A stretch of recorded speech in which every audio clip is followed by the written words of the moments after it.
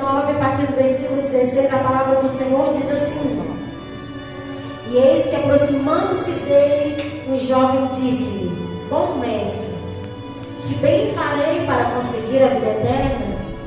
E ele disse-lhe: Por que me chamas de bom? Não há bom senão um só, que é Deus. Se queres, porém, entrar na vida, guarda os mandamentos. Disse-lhe ele: Quais? E Jesus disse: Não matarás, não cometerás adultérios, não furtarás, não dirás falso testemunho, honra teu pai e tua mãe, e amarás o teu próximo como a ti mesmo. Disse-lhe o jovem: Tudo isso tenho guardado desde a minha mocidade. O que me falta ainda?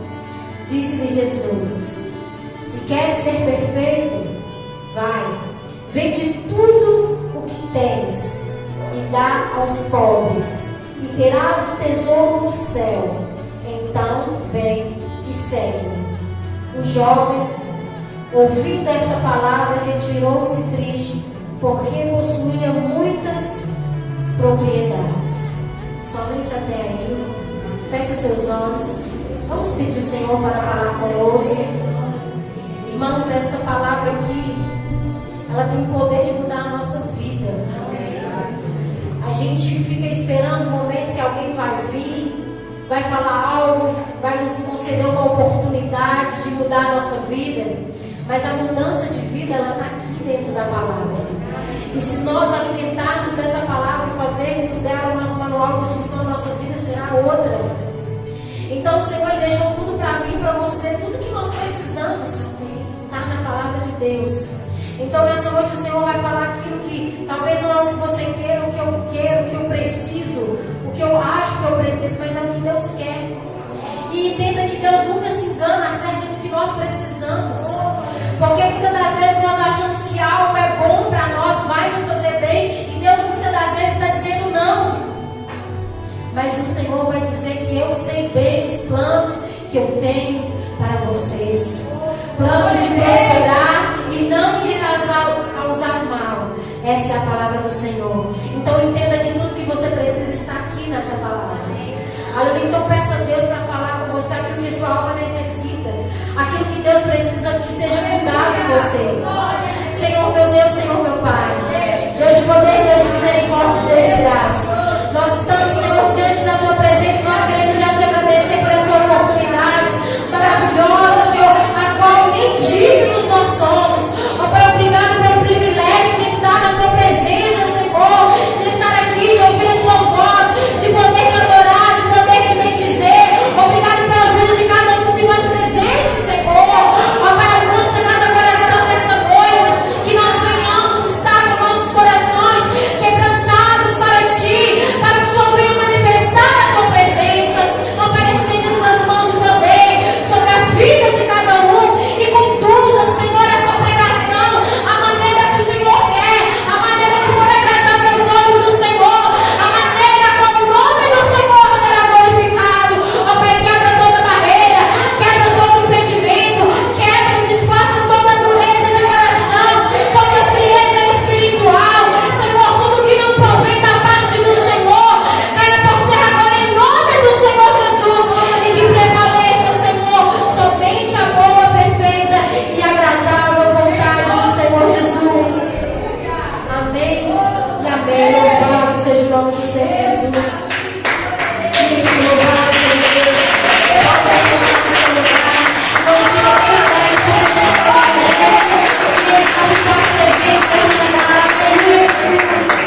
louvado seja o nome do Senhor Jesus. Irmãos, nós estamos no segundo elo da campanha, que está em Salmo 51, no versículo 10. Cria em mim, ó Deus, um coração puro e renova-me um espírito reto. Algumas Bíblias vai dizer o espírito inabalável. Irmãos, o Salmo 51 é uma oração que Davi faz logo após ele cometer um pecado muito grave. A Bíblia vai dizer que Davi, ele foi um homem segundo o coração de Deus. Quando nós pensamos que Deus vai falar que alguém tem um coração como o dele, nós vamos procurar alguém perfeito, porque Deus, Ele é perfeito. Mas nós precisamos entender que não tem ninguém aqui nessa terra que é perfeito. O único perfeito que pisou nessa terra foi só Jesus. Davi, ele tinha as suas qualidades que agradavam a Deus. Ele cometeu pecados que desagradaram a Deus, mas Davi teve atitudes que purificou o seu coração, que fez com que ele tivesse novamente comunhão com o Senhor nosso Deus. E a Bíblia vai dizer que Davi, ele pecou, ele adulterou, ele tomou para si uma mulher que não era sua. Davi clamou a morte de um homem. E quando Davi, ele cai em si a respeito do que ele tinha feito, ele faz essa oração aqui. E a primeira coisa que Davi clama, a Bíblia vai dizer: tem misericórdia de mim, ó Deus. Davi, ele toma consciência da sujeira a qual aquele pecado tinha o levado. Davi era um rei que trouxe a presença do Senhor para o meio do povo de Israel. E a palavra do Senhor vai dizer então que Davi, ele sacrificava animais em prol das pessoas, do seu povo, em prol de glorificação a Deus. Mas se nós meditarmos no capítulo 51, nós vamos ver que Davi vai entender que naquele momento os seus sacrifícios não eram agradáveis a Deus. Ele diz dessa maneira: nem mesmo os meus sacrifícios chegarão a ti, senão eu os faria. Davi, ele vai dizer assim: torna a dar-me a alegria da salvação. Louvado seja Deus. Ou seja, a Bíblia vai dizer que Davi, ele tinha convicção da sua salvação. Davi era aquele tipo de crente que não tinha medo da morte.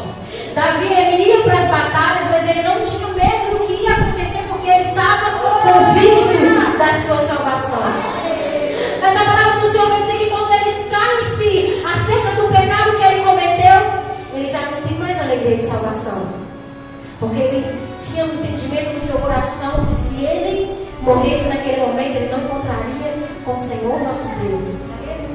E prova que Davi era um homem segundo o coração de Deus. Davi temia a sua salvação. Senhor, renova meu espírito puro. Davi, ele estava clamando para que o seu coração voltasse a ter a pureza que havia antes, o temor que havia antes. Porque somente uma coisa pode afastar o homem da presença do Senhor, que é o pecado. Somente uma coisa pode fazer com que as nossas orações não cheguem ao Senhor, que são os nossos pecados. Porque a própria palavra do Senhor vai dizer que nem a morte é capaz de separar do amor de Deus, que nem a vida é capaz de separar você do amor de Deus, que nenhum demônio é capaz de separar você do amor de Deus. Mas o livro de Isaías vai dizer que o pecado, ele faz a separação do homem com Deus. E essa é uma oração que Davi, ele fez. E o que eu fico maravilhado ao ler essa palavra de Deus é porque Davi, ele não estava preocupado com a posição que ele ocupava. Davi, ele não estava preocupado com as posses que ele tinha. Davi, ele não estava nem preocupado em perder a sua família. A única preocupação de Davi era que ele se reconectasse com Deus. E quantas das vezes nós pecamos e o nosso único medo é que o Senhor não nos abençoe mais, e não tememos não sentir mais a presença de Deus, não tememos a presença do Senhor se ausentar de nós, quando isso é o que nós temos de mais valioso. E o temor de Davi era justamente esse, era que ele perdesse a sua pureza, é que ele não tivesse mais alegria de salvação. Irmãos, hoje você já se alegrou por ser um salvo? Você já olhou para o céu e disse: Senhor, obrigado por morrer na cruz, por me salvar? Você já agradeceu a Deus por isso hoje? Senhor, obrigado, porque através do seu sacrifício lá na cruz, hoje eu sou salvo.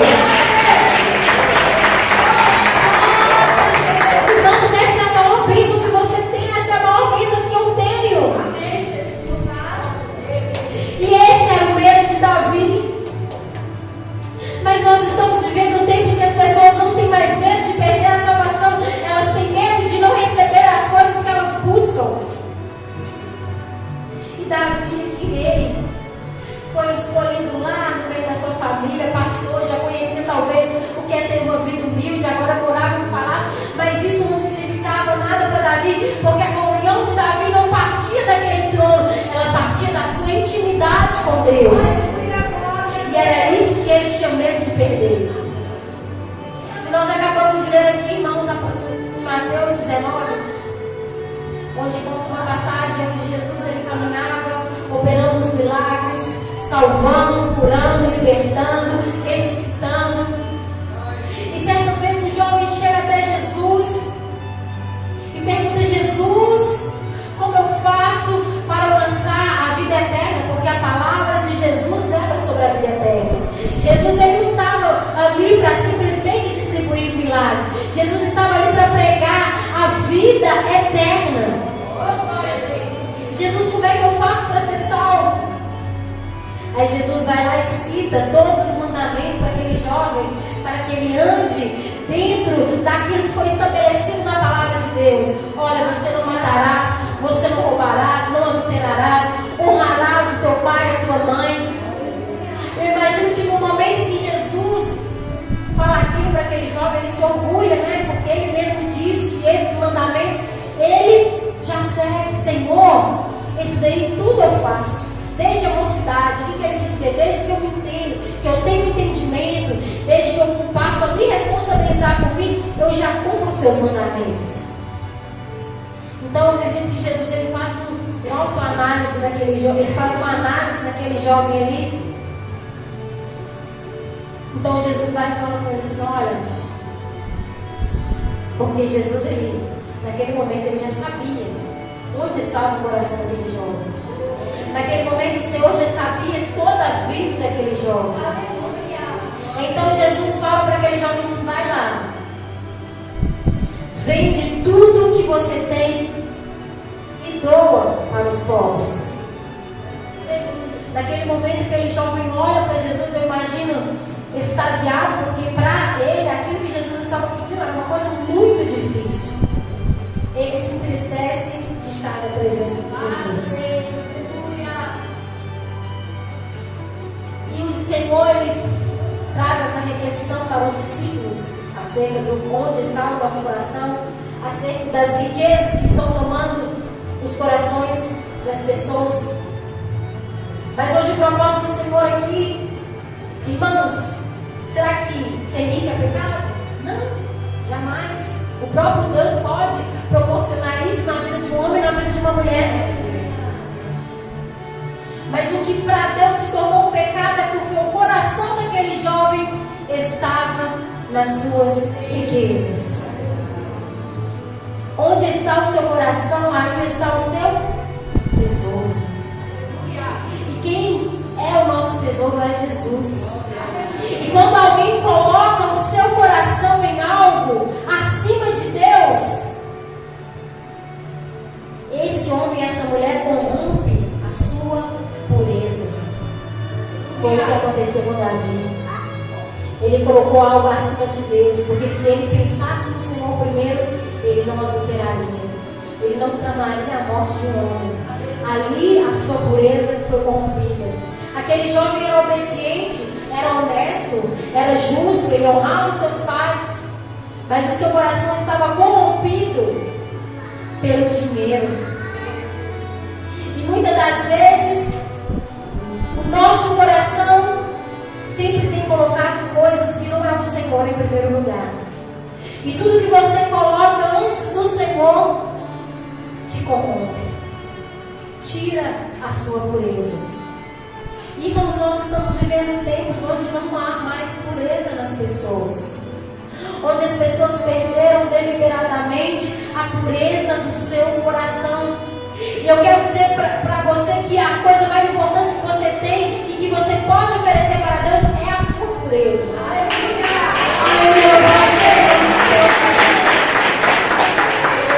No livro de Mateus 8, no capítulo 3, vai dizer assim: se não converterdes e não fizerdes como uma criança, jamais Ele dará herdará o reino do céu. Por que como uma criança? Porque a criança é pura. Mateus capítulo 21, no versículo 16. Pela boca dos meninos e das criancinhas sai o perfeito louvor, porque a pureza. No capítulo 19 também, no versículo 13, deixai os meninos e não os estorveis de vir a mim, porque dos tais é o reino dos céus. Não quer dizer que o reino dos céus será habitado apenas por criança, mas será habitado por pessoa que possui o seu coração como o coração de uma criança.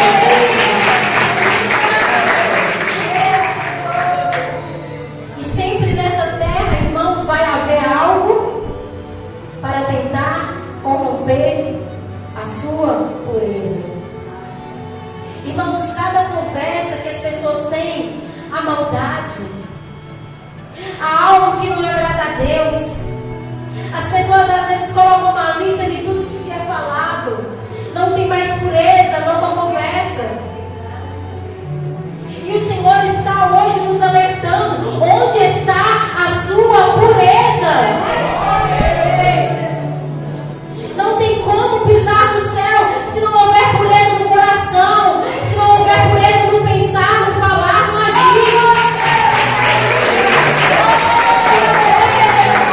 Aleluia, Jesus. E Davi, ele tinha consciência disso. Renova, Senhor, o espírito reto, um coração obediente, um coração que sabe obedecer ao Senhor, um coração submisso. Essa era a oração de Davi. Quantas pessoas não orariam: Senhor, eu não quero perder meu trono, por favor me perdoa. Davi estava orando pela pureza dele. Senhor, eu quero minha pureza de volta. Renova-me, Senhor, o espírito reto. Eu quero ser puro novamente. Eu quero ter felicidade por ser salvo. Aleluia, Jesus.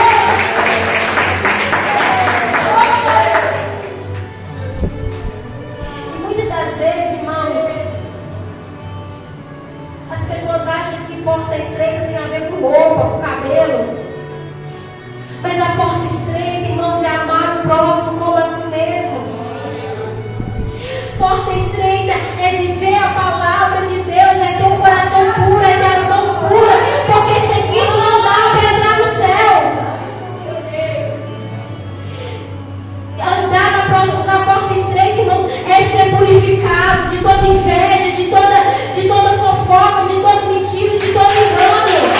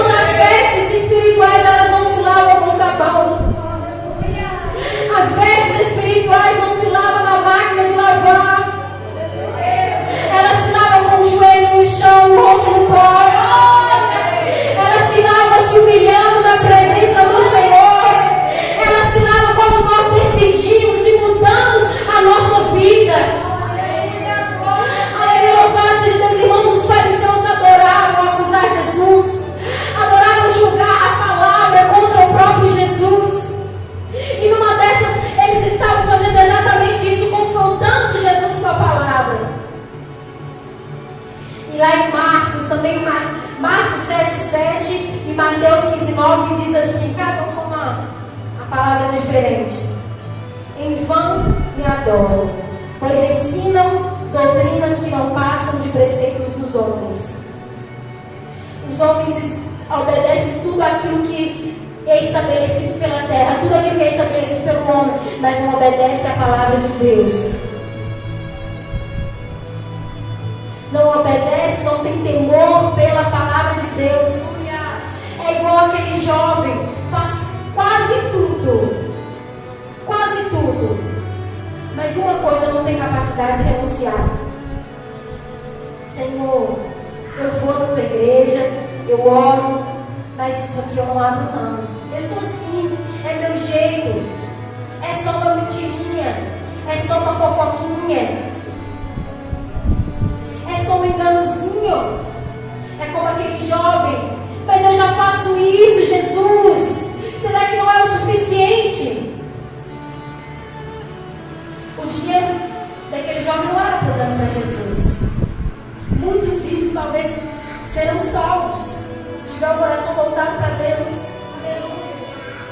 Mas era como o coração daquele jovem estava para o dinheiro e estava para Jesus. Jesus, ele estava ocupando um lugar secundário. Jesus estava ocupando um lugar que não era a prioridade para aquele jovem. Jesus, ele viu como a gente vê, ele estava dentro dos preceitos aprovados, mas não renunciaria àquilo que lhe fazia bem, aquilo que lhe causava prazer, aquilo que causava benefícios, aquilo que te dava um conforto maior, uma facilidade.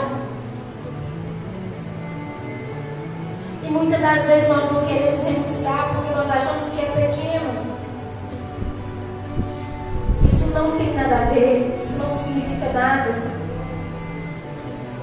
Mas o Senhor Jesus, assim como ele disse para aquele jovem, renuncia a isso e me siga.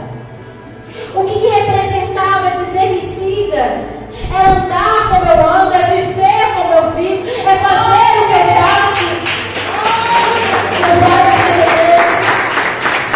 Porque naquela época os discípulos, eles largavam tudo para viver uma vida com Jesus, largavam suas famílias, suas terras, as suas profissões e andar com Jesus e aprender as obras de Cristo, aprender a respeito do que o Senhor tinha para ensinar acerca do reino do céu, da salvação, que Ele um dia se entregaria por nós.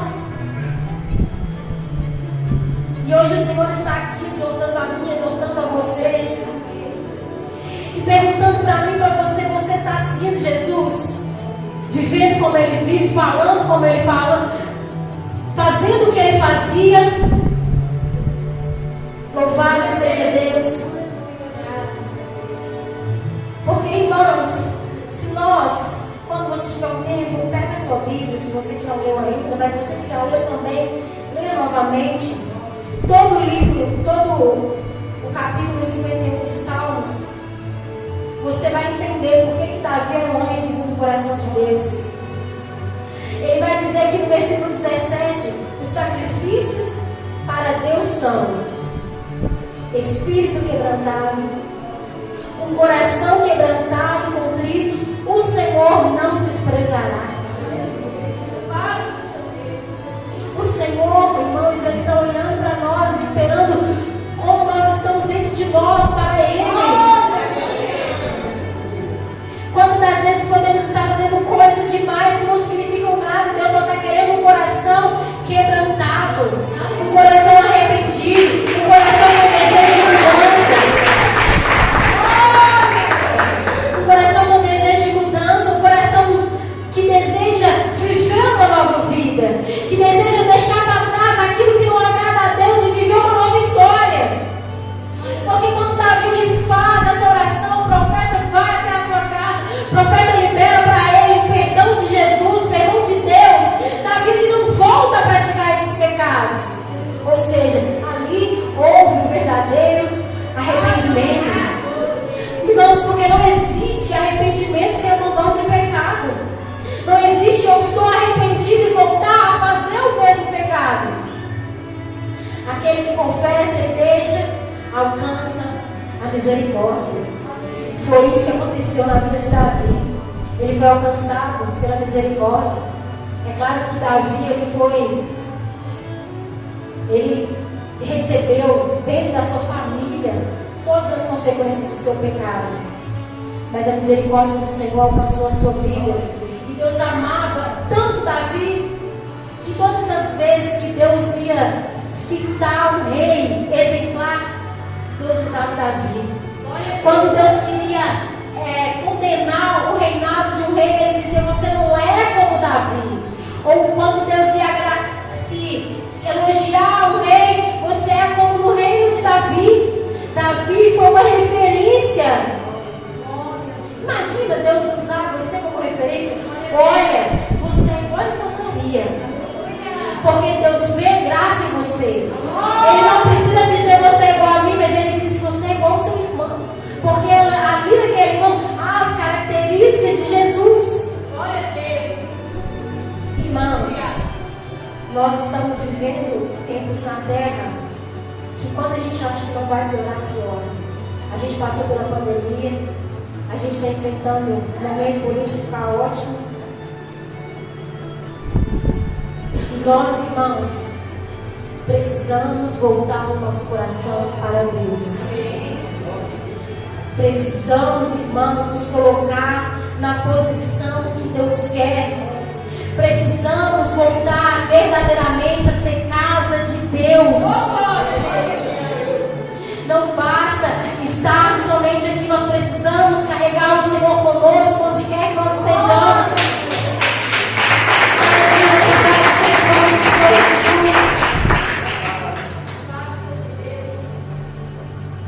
Você é a habitação do Espírito Santo. Você é a casa que Deus escolheu para morar. Deus poderia ter escolhido os mais luxuosos templos, mas Ele escolheu a mim e a você. Eu não quero os reinos, palácios de ouro, de bronze, de cristal, de pedras preciosas. Eu quero morar nessa pessoa. Eu quero morar nessa pessoa. Então feche seus olhos. Estende suas mãos assim como se você fosse receber. Nós estamos no dia 24 de novembro de 2022. Praticamente novembro já foi. E nós estamos entrando em dezembro. E você está apresentando a Deus as suas mãos das obras que você fez em novembro de 2022. Todas as obras que você fez. E Deus está perguntando para mim e para você nessa noite: o que você fez nesse ano? O ano está acabando. O que é que você fez para Deus nesse ano? Onde estão as suas almas que o Senhor te deu para você cuidar, zelar e ganhar nesse ano de 2022? Você pode entregar elas para Jesus nesta noite? Pode entregar uma vida pura diante da presença do Senhor e verdadeiramente você amou o seu próximo da mesma forma que você se ama? Você foi justo como Jesus foi? Você falou, conversou com o irmão como Jesus conversava entre os seus discípulos? Na sua boca saíram palavras de vida, porque saíram palavras de vida da boca de Jesus. Houve pureza na sua forma de viver, houve retidão. Você está oferecendo as suas obras, e será que as suas obras são agradáveis a Deus? Porque o ano está acabando, irmãos. Nós vamos entrar em 2023. O tempo que nós tínhamos para fazer o que deveríamos fazer se não está se esgotando. Você tem um mês. O ano está acabando. Deus não vai pedir para Pedro aquilo que ele ordenou para mim fazer. Deus não vai pedir para o pastor da igreja aquilo que ele colocou na sua responsabilidade de fazer. Ele não vai cobrar da irmã do ciclo de oração aquilo que era para você ter feito. Ele vai cobrar de você. O Senhor, Ele vai procurar as suas obras, as minhas obras. E com Deus nós não temos desculpas. E com Deus não tem justificativa. Ah, mas por isso, mais por aquilo. Não tem. Porque se Deus colocou algo para você fazer, é porque Ele viu capacidade. E Ele viu que se faltasse capacidade, Ele mesmo te capacitaria. Você tem um mês ainda. Aquilo que você ainda não fez, corre. Um mês. As almas que há para você cuidar e zelar nesse ano de 2022, você ainda tem um mês. Fez algo que foi desagradável a Deus, faz como Davi. Se humilha diante da presença do Senhor. Reconheça a sua natureza. Entenda que não há nada mais importante do que estar em comunhão com Deus. Irmãos, o tempo do Senhor está correndo. O relógio do Senhor não para. Não para nós descansarmos. Não para nós respirarmos. Não para. Existem obras que o Senhor colocou para a sua igreja fazer. Glória a Deus. Ouvi uma ministração de um determinado pastor e ele dizia que tem não sei quantos milhões de crentes no Brasil e nunca se ouve um Brasil tão conturbado como agora. Onde estão os crentes do Senhor para orar, se humilhar e essa nação ser curada? Onde estão aqueles intercessores que o Senhor chamou para clamar pelo nosso país, para clamar pelos jovens, pelas crianças? Irmãos, nunca se ouve tanto assassinato, nunca se ouve tanta pedofilia, tanto abuso sexual. Irmãos, a igreja precisa se posicionar e clamar. Entenda, irmãos, que a sua oração, independente de onde você esteja, no seu quarto, pode salvar um jovem da morte lá no outro lado do país. A sua oração pode livrar uma criança. E por que nós não estamos orando, igreja? Por que nós estamos deixando o diabo tirar vantagem das crianças, dos jovens? Por que o diabo tem mais e mais êxito nos jovens do que a igreja? Onde será que estamos falhando? A falha não está em Deus, irmãos, a falha está em nós. O ministério terreno de Jesus já foi cumprido. Agora nós, Jesus diz: ide, vai e faça. O que eu tinha para fazer aqui nessa terra, eu já fiz. Vocês já sabem, está aqui na minha palavra tudo que eu fiz. Agora vai e repete tudo que eu fiz. Se levanta, igreja. Se levanta, você é um fruto. E sabe o que o fruto faz? Dá mais e mais frutos. O Senhor está nos chamando, irmãos. E o Senhor está dizendo para mim e para você: volte à pureza de antes. Volte ao coração puro de antes. Não deixe que as coisas dessa terra contaminem o seu coração. Não deixe que as coisas terrenas tenham mais espaço dentro do seu coração. Retorne à sua pureza, à sua santidade, o seu desejo pela presença do Senhor. Não conformeis com o mundo como está, mas clame em oração para que as coisas sejam mudadas. Não pare de orar até que você perceba que a sua oração está produzindo efeito. Porque a Bíblia vai dizer, porque se a Bíblia diz que a oração do justo produz efeito, isso é verdadeiro, irmãos. A Bíblia não mente em nenhuma palavra sequer. É a nossa hora de posicionar, irmãos. 11 meses se passaram. O que nós podíamos fazer e não fizemos não dá mais para mudar. Você entende que nós estamos perdendo tempo? Nós estamos perdendo muito tempo. Nós temos um mês esse ano. Esses dias desde irmãos, virada de ano, eu me recordo, o Pedro estava com o braço quebrado. Está voando, está acelerando. E nós estamos deixando o tempo passar. Mas nós devemos fazer igual Davi. Se levantar, clamar a Deus. Deus, eu quero a minha pureza de volta. Deus, eu não abro mão de ter a tua presença